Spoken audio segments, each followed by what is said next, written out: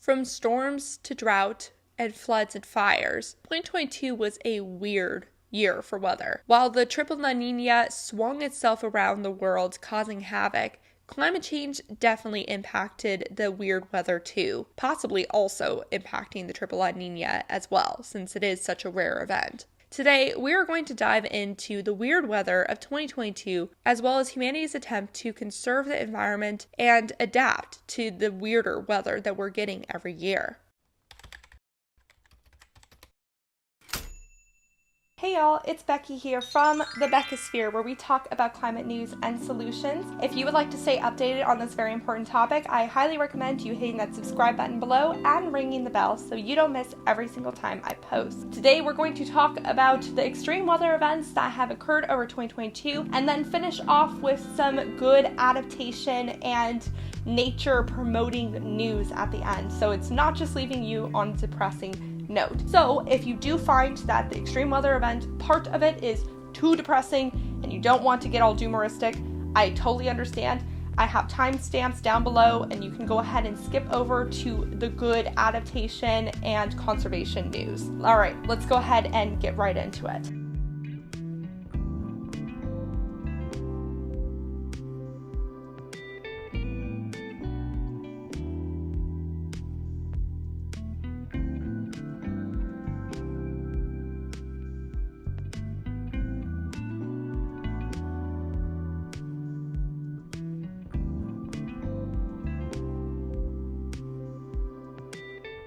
"2022 was tied for the 5th hottest year on record, and the past 8 years have been the Earth's 8 warmest years. So far, the UK, Spain, and France have all determined that 2022 was their hottest year ever. And the UK's Met Office recently determined that the UK's record hot 2022 was made 160 times more likely due to climate change. One area I won't talk about as much, but definitely was impacted this year, was the poles. Both the poles experienced unprecedented ice melt and heat records, in addition to even experiencing wildfires. The poles warm up much faster than the rest of the world.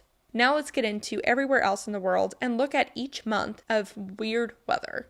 January.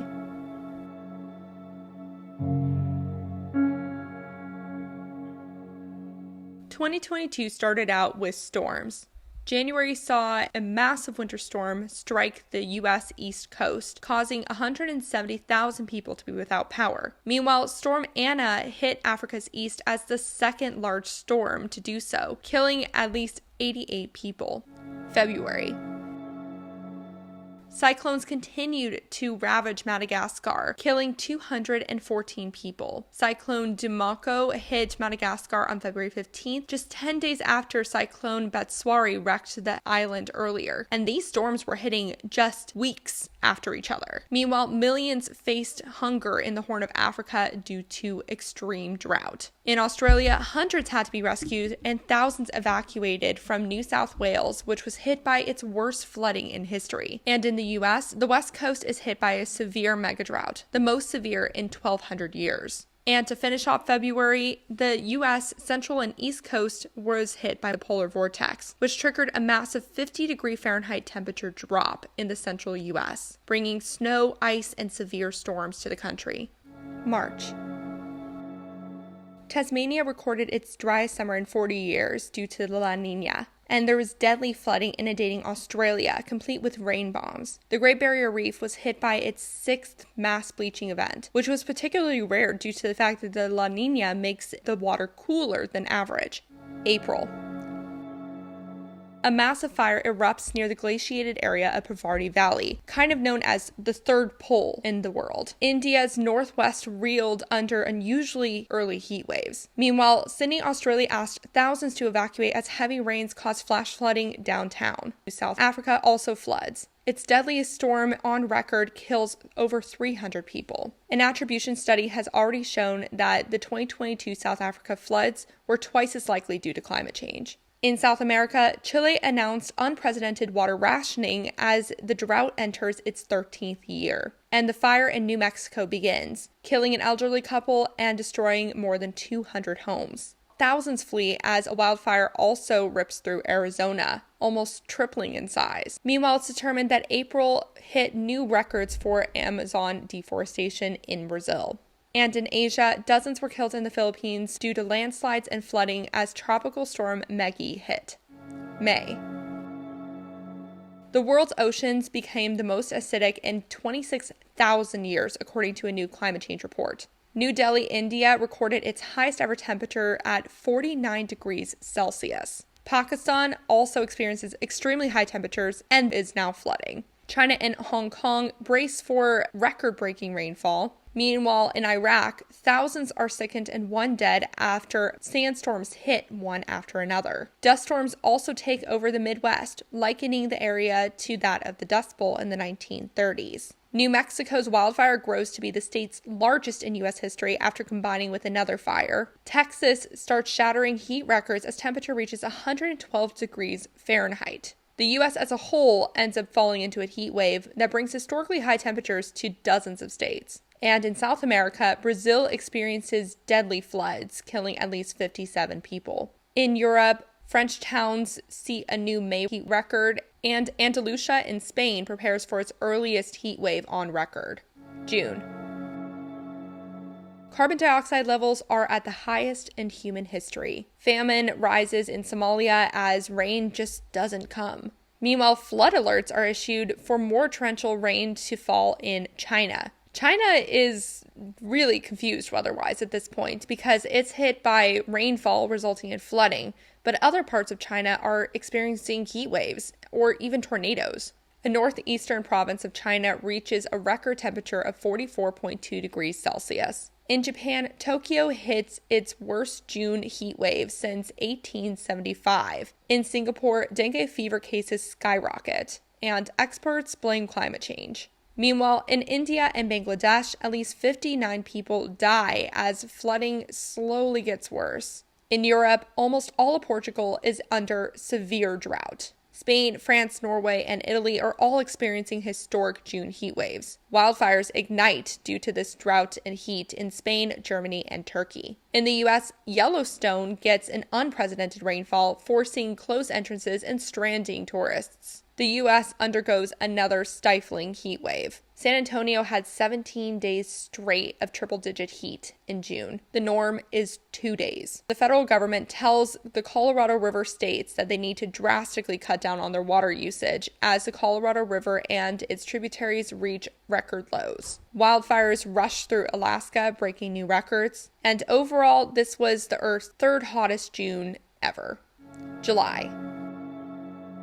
Sydney beats New South Wales records for flooding, while in Europe, Spain swelters as temperatures soar in another heat wave. Spain and Portugal reach the worst drought in 1,200 years, just like the U.S. West. And France braces for its hottest days on record too. Fires ignite in the UK as soon as it passes 40 degrees Celsius for the first time ever. The heat wave eventually reaches Poland and Greece, and then the Swiss Alpines, where the freezing point reaches record heights. Glaciers start melting. In Italy, one glacier collapses, killing 7 people. In Kyrgyzstan, more glaciers collapse. The deadly heat wave also strikes China, while Pakistan continues to flood. The rain just won't stop. In the U.S., NASA reveals photos of Lake Mead, which is one of the lakes coming out of the Colorado River, and it's at its lowest point since 1937, which was when the lake was originally filled. Heat also takes over the Pacific Northwest, where people don't have access to air conditioning. And the Washburn Fire in Yosemite threatens ancient sequoias down in California. Rainfall causes flash floods in places like St. Louis, which broke a century-old record. 8 died in Kentucky from flash floods. In Brazil, the Amazon deforestation records another record for the first half of 2022. And in Africa, more than 200 people die as droughts ravage northeastern Uganda. August. At least 24 people have died from flash flooding now in Uganda, because after the drought, rain came, but not in a good way. At least 38 people were killed by a tornado of fire in northern Algeria. In Europe, Zoe became the world's first named heat wave, as one town in Spain decides to start naming heat waves like hurricanes. France and Spain suffer the most serious drought on record. Meanwhile, the Dutch government declared a water shortage due to drought. Rivers start to shrink. The Rhine River, the River Thames, and the River Loire all reach record lows. Parts of Spain catch fire, forcing 1,500 people to evacuate. Wildfires in Europe burn the second biggest area on record, as the drought in Europe is the worst in 500 years. Meanwhile, heavy rain causes deadly flooding across Iran, and Afghanistan also experiences flash flooding that kills at least 20 people. The death toll in Pakistan's floods now reach over 900 people, a third of which are children. In Asia, thousands are ordered to evacuate in Japan after record rainfalls triggered floods and mudslides. Flooding also impacts part of China, killing at least 16. China's Yangtze River, though, runs dry, like many of those in Europe, as temperatures reach scorching levels. China issued its first national drought alert as many of the agriculture industries struggle from extreme heat. In South America, Brazil, the Amazon rainforest now sees its worst August fires in over a decade. All these wildfires are human-caused. And in the U.S., 100 million people are under heat warnings again. Wildfires perk up in Texas, Nebraska, and California, and the U.S. high tide flooding breaks records in many locations. 1,000 people become stranded in Death Valley National Park after flooding due to unusual rainfalls. Flash flooding also occurs in Mississippi, inundating streets and prompting rescues. Torrential rainfalls are also felt all the way across the world in New Zealand. September. New Zealand officially has its warmest winter on record for the third straight year. Meanwhile, Australia continues to experience heavy rainfalls, this time on the east coast. In Europe, water levels continue to decline in the Rhine River in Germany, reaching record lows. In Asia, Hong Kong saw its record for September heat waves broken twice. 9 million people were told to evacuate in Japan as Super Typhoon Nemodal hit. Meanwhile, Typhoon Noru aimed for Vietnam after hitting the Philippines. And Hurricane Fiona ripped through powerless Puerto Rico that was still recovering from Hurricane Maria several years ago. Later, Fiona unusually hits the Atlantic Canada. Typhoon Merbok rips through Alaskan tribal communities, causing food insecurity. And towards the end of the month, Hurricane Ian appears, dashing any hopes that this year's hurricane season wouldn't amount to much. It strengthens to a Category 4 in the unusually warm Gulf. Rising temperatures break more than 1,300 records in the U.S. amid a severe heat wave. And back to Pakistan, the death toll now reaches 1,500 people due to the floods. In Africa, Nigeria also battles floods beyond control as dams threaten to overflow. In South America, mountain glaciers in Chile's Patagonia collapse due to high temperatures. Fires continue in Brazil, surging in September for the worst month since 2010. The summer of 2020 ends up being tied for the hottest on record, according to NASA. And again, we're in a La Nina, which is supposed to be cooler than average. October. Scotland is snow-free for the fourth time in 6 years. Meanwhile, Sydney records its wettest year since 1858 as Australia braces for more floods. Alaska cancels its snow crab season for the first time ever after its population completely collapses. Barges are stranded in the Mississippi River as water levels reach critical low. The Pacific Northwest of the U.S. shatters its heat records for October. In Central America, 28 die as Hurricane Julia strikes the area. The United Nations sounds the alarm for Pakistan, upping its flood aid appeal as the second wave of death comes in the form of waterborne illnesses. Some Chinese cities break their October heat records as other parts of China begin to shiver due to the cold. Storm Nalgi floods and causes landslides in the Philippines that kill at least 72 people. And in Africa, Chad declares a state of emergency as flooding affects 1 million people. November. Flash flooding continues in Australia's southeast, cutting off inland towns. Meanwhile, the UK records its warmest Armistice Day ever for England, Scotland, and Northern Ireland. December. Major winter storms threaten to upend the holiday season on the U.S. central and east coast. Meanwhile, a drought emergency is declared for all of Southern California. And at least 141 people die in Congo after floods hit its capital. And that was the weird weather of 2022. Overall, hurricanes and floods and other extreme weather events bring $120 billion of insurance losses globally, according to Munich Re, making it one of the costliest years for extreme weather events ever. In the U.S. specifically, 2022 cost the U.S. $165 billion, according to the National Oceanic and Atmospheric Administration. 5 of the last 6 years has cost the U.S. over $100 billion due to extreme weather. Okay, now let's get into some conservation and adaptation news of 2022. One trend is that Indigenous people seem to get more respect and more land back than before. In the U.S., land was given to Native American tribes to either help conserve or to just exist on. Earlier in the year, the world also negotiated a historic treaty on plastic pollution for the countries to have an agreement in place by 2024 to reduce plastic pollution and production. New nature protections were put in place, particularly in South America, with Ecuador expanding its sea life protections around the Galapagos Islands, the new Honduras government banning open-pit mining, Panama enacting rights of nature law, which guarantees the natural world's rights to exist, persist, and generate. And Colombia became the first country in the Western Hemisphere to protect 30% of its oceans. Speaking of the 30 by 30, which is to conserve 30% of lands and waters by 2030, China announced that it would protect 1/3 of its land under a new ecological red line scheme. And at the very end of the year, negotiators during COP15, which is the UN Biodiversity Conference that took place in Canada and was hosted by China, reached a historic deal to protect nature, with 190 countries signing on to the 30 by 30 rule. The United States was not one of them because of a divided Congress. The draft also calls for raising $200 billion by 2030 for biodiversity from a range of sources and working to phase out or reform subsidies that could provide another $500 billion for nature. The framework also called for increasing to at least $20 billion annually by 2025 for particularly poor countries to help with their conservation goals. That number would then increase to $30 billion each year by 2030. Currently, only 17% of terrestrial and 10% of marine areas are protected around the world. The 30 by 30 plan and the historic deal also recognize the importance of Indigenous rights and their role in protecting the environment. The vast majority of wild spaces still in existence around the world are in Indigenous land. Even though the U.S. did not sign on to this agreement, many states did, like California, Maine, Hawaii, New York, and New Mexico.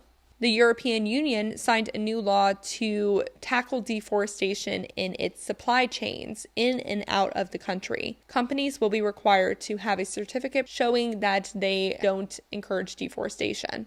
Kenya's new president has a PhD in forestry and plans to completely renew Kenya's natural forests and reduce its CO2 footprint. He set a goal to plant 15 billion trees in just the next decade to fight desertification. During COP27, which was the big UN climate conference that took place in Egypt in November, Brazil's new president got Indonesia and the Democratic Republic of the Congo to agree to a rainforest conservation protection pact, those 3 countries holding the largest share of rainforest in the world. A Norway-backed fund was also brought back to help protect the Amazon rainforest starting early this year.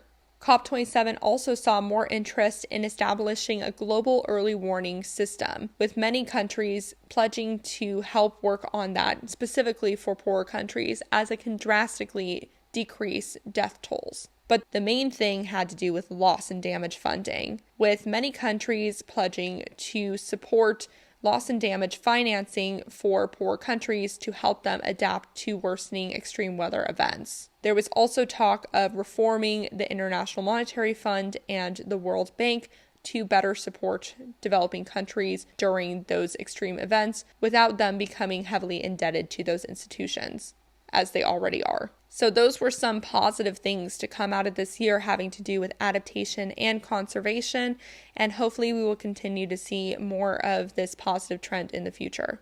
And that was your 2022 extreme weather event, adaptation, conservation recap. Let me know all of your thoughts about the extreme weather and everything down below. If you experienced any of it, if I missed any of the events, definitely comment down below. Until next time, remember to talk about the climate crisis every single day and to support your local news organizations. Thank you so much to the people on Patreon who help support me and my fur baby Rue. A special shout out to the climate confident and courageous David H., Norman Anal, Greg H., Paul B., Phil Plasma, Dan Morton, Dane Chris, Nate, Specker, Bree C., climate teacher John J., Deanne, and Steve. I greatly appreciate your support of $5 or more. If you would like to support the Beccasphere, please check out the Patreon and buy me a coffee links in the description below for recurring or one-time payments. Bye for now.